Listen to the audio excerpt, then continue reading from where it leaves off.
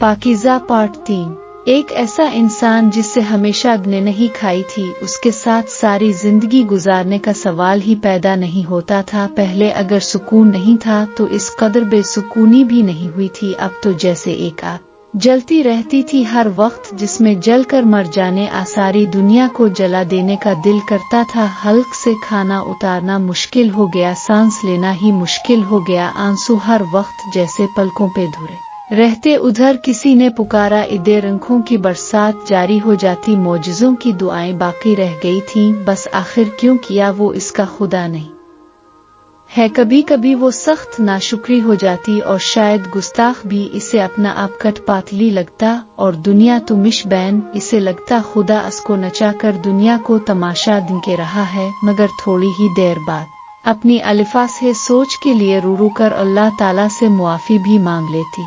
भूलते तो इंसान है, अल्लाह कब भूलता है। इसकी भी सुन ली गई और अब्बा ने जाने किया सोचकर अजहर के रिश्ते के लिए इनकार कर दिया। खुदा के एहसान शुरू हो गए थे और अब्बा का दिल भी उसके लिए नर्म हो गया था। कुछ भी था थी तो वो इनकी बेटी ही यूनिवर्सिटी में एडमिशन दिला दिया गया। इसकी तो जैसे लॉटरी लग गई थी। एक नई दुनिया अपनी बाहें फैलाए इसको मशहूर करने की मुंतजिर थी। यूनिवर्सिटी का पहला दिन जितना ज्यादा थका देने वाला था, इतना ही खुशकुन भी था। नए लोग, नए रवैये और नए तजुर्बे।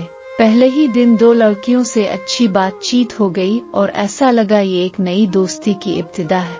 जिंदगी कितनी ही मुश्किल क्यों ना रही हो, मगर वो एक आम लड़की की तरह कभी नहीं रही थी। उसको नुमाया रहना पसंद था।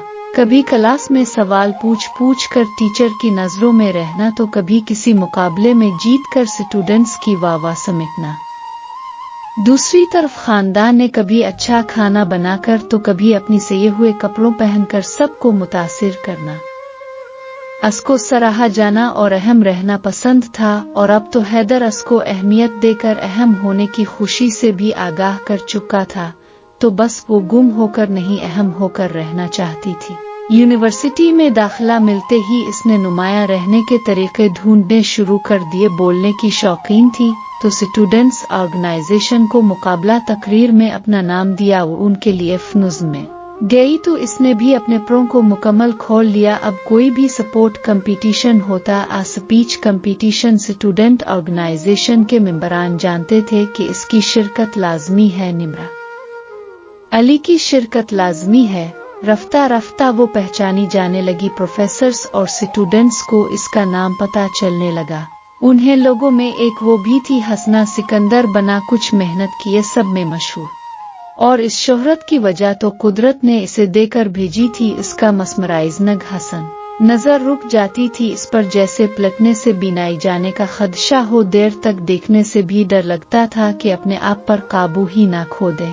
निम्रा और हसना बज़ाहिर तो कुछ भी एक जैसा नहीं था। दोनों में एक आम सूरत तो दूसरी हुसैन तरीन, एक मेहनत की शौकीन तो दूसरी सिर्फ ऐश की सिवाय एक बात के, और वो था खास रहने का शौक। दोनों ही अपनी जगह सबसे अहम और नुमाया होना चाहती थीं और उस कोशिश में एक अनदेखी जंग शुरू हो चुकी थी जो नजर किसी को नहीं आ रही थी मगर महसूस सबको हो रही थी। पाकीज़ा नावल के पार्ट 4 के लिए चैनल स्टोरी 7 सेंटर को सब्सक्राइब कर लें, ताकि मैं जब भी इस नावल का अगला पार्ट अपलोड करूं तो इसका नोटिफिकेशन सबसे पहले आपको मिले। मिलते हैं फिर अगले पार्ट में। तब तक के लिए निम्रा अब्बासी को दे इजाजत। खुदा हाफिज।